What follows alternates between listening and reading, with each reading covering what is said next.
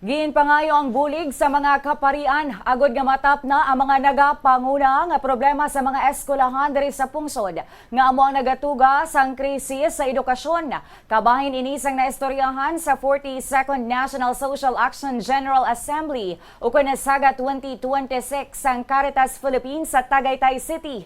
Ang isa sa resource person sa mga executive director sang 2nd Congressional Commission on Education o EDCOM 2 ini nga pagtilipon ginaupdan sa mga obispo, clergy, kag social action workers, agod nga makatutok sa misyon sang simbahan para sa social justice kag iban pa nga mga isyu. Suno kay Monsignor Meriton Oso, ang direktor sang Haro Archdiocesan Social Action Center, nagtutok ang EDCOM 2 sa mga makaalarma nga reports kaangot sa epekto sang mass promotion, malnutrition, kag bullying sa mga kabataan. Sa mass promotion, ginapasaka sa masunod nga grade level ang mga estudyante sa mga pampubliko nga eskwelahan, apesar nga kulang sa kapasidad kag kaalam. Sa isyu sang bullying, ginsulit ni Monsignor Oso ang report sang EDCOM 2 kag data sang international assessments nga nagresulta sa pagbansag sa Pilipinas bilang bullying capital of the world.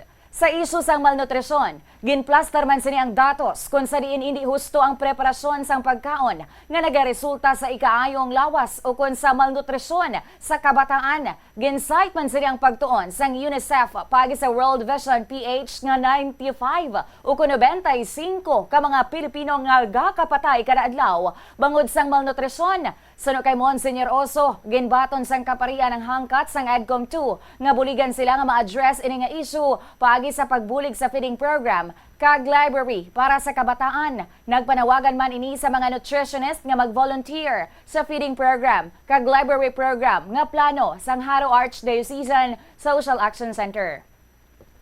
Una naman nga nagpahayag ang Department of Education o DepEd nga pasangkaron pa sini ang partnership sini sa simbahan kag sa civil society organization para sa dekalidad nga edukasyon para sa tanan. One of the culprit also, besides nutrition, again, is mass promotion. PISA, Program for International Student Assessment. Findings show that the Philippines is the bullying capital of the world. Brothers and sisters, be the light. Meaning, to do good. In concrete, share your food with the hungry. Share your food to our children. Bestow your bread to the hungry. Bestow your bread to the undernourished children.